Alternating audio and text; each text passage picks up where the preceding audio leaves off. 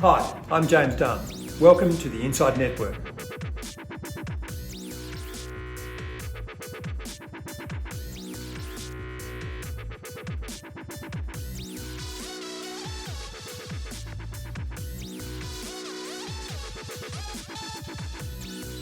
Welcome to INDepth.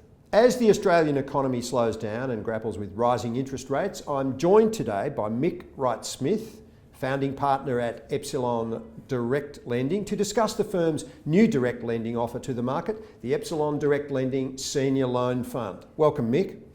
Thank you, James. Great to be here. It's a pleasure to have you. Tell us about the main features of the new fund. Okay, Epsilon Direct Lending, we lend to mid-market borrowers, James, who require growth capital to grow the earnings of their business. And that's what we do at Epsilon. And we have a fund that's 2 years old now that has been providing those solutions for those companies and to our investors. Our existing investor base gave us some feedback, James, that they were looking for two things in addition to our existing fund. And one was liquidity, and the other is a more focused investment product. And so the new senior loan fund, James, has we've created that in response to that investor feedback, and it provides, number one, some liquidity. So 10% of the fund at all times is sitting in cash. So monthly liquidity for investors. And also the investment criteria is restricted to senior loans only. So they're the two key features of the senior loan fund. So in the original fund, how much of the fund was outside senior and into subordinated and other areas? Yeah, very little. About 10% of the Epsilon Direct Lending Fund is in a non-senior loan situation. So what makes Epsilon different and the loans you can make different to the traditional banks that supported this market before companies like yours came into being? Well, the banks continue to support this market. In fact, they own it, James. And the mid-market in Australia, it's a deep and diverse universe of companies. Over 30,000 businesses and operating businesses in Australia fit the definition of mid-market. The major banks in Australia dominate lending to those companies and continue to do so. The reason that those companies come to Epsilon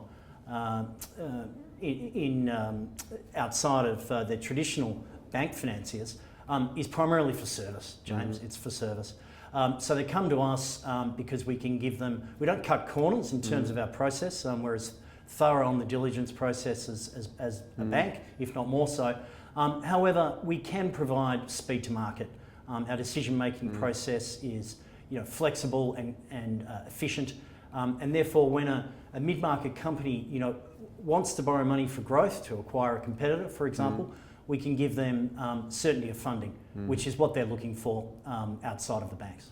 And is it, Mick, that the banks might have quite a strict template framework for making growth capital loans, and that you're a bit more willing to look outside that? You know the lender a bit better and are prepared to be a bit more bespoke? Yeah, that's true. So as well as service, speed to market, certainty of funding, the other additional feature of our service to borrowers is to provide them some flexibility within their loan structure. Now, the banks can have a fairly cookie-cutter approach to how they structure these types of loans, and they can be quite restrictive to what the company wants to achieve in the short to medium term. We're able to accommodate the company's requirements within our loan structures to enable the company to grow the way they want to grow. How quickly can you respond through to actual lending the money compared to the banks? Oh, look, it's not a quick process. It never is.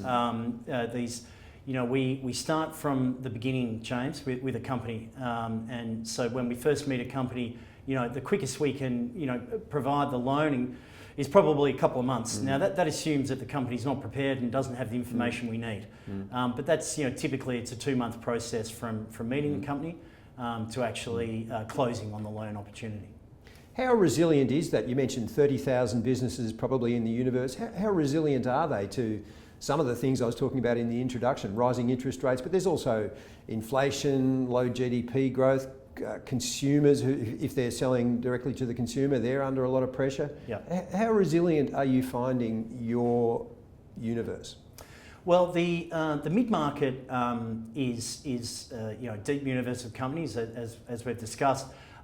One redeeming feature of the mid-market is that most companies are privately owned, and they're reasonably conservative in their capital structures.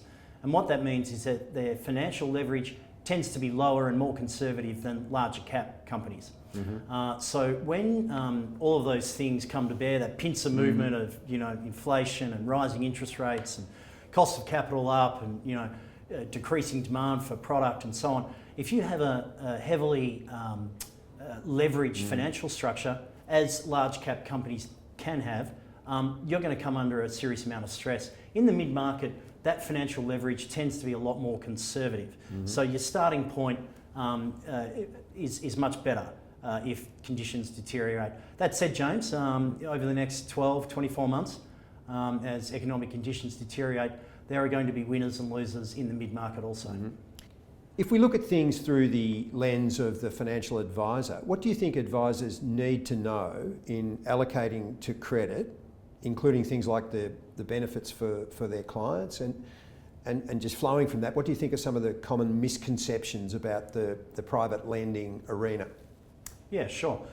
In private credit, in particular in mid-market direct lending, James, the three benefits investors will get from mid-market direct lending to operating businesses, they'll get capital preservation, defensive income, and number three, a floating rate return. So that's what they're set up for. Advisors should be thinking, well, that all sounds good.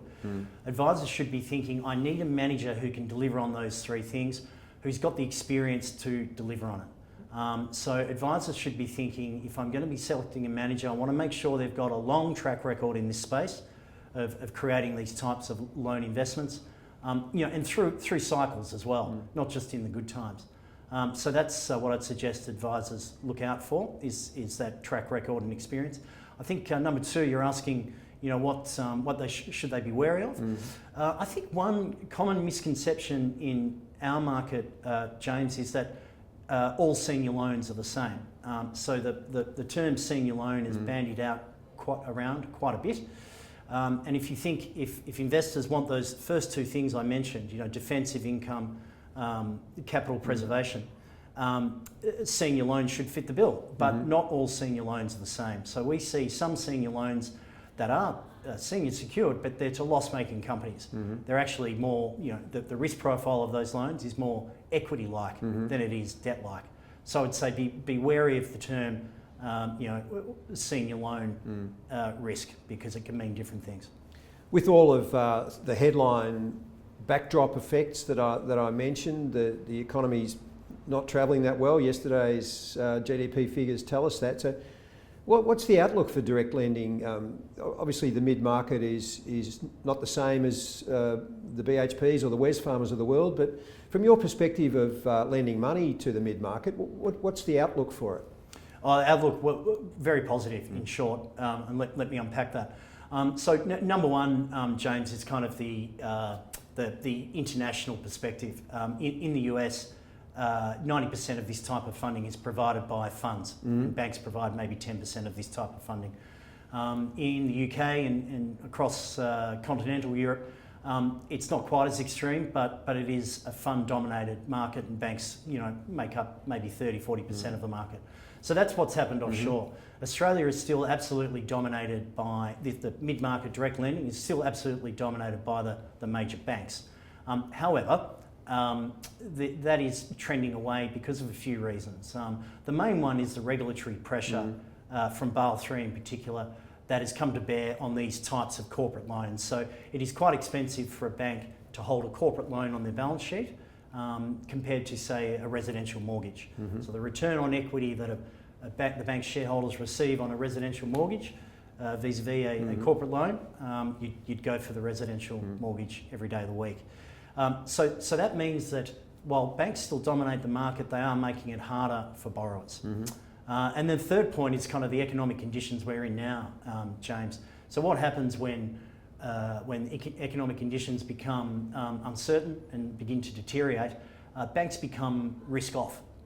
So they don't stop lending, but they tend to lend less money. They make it harder for borrowers. They take longer to decision processes.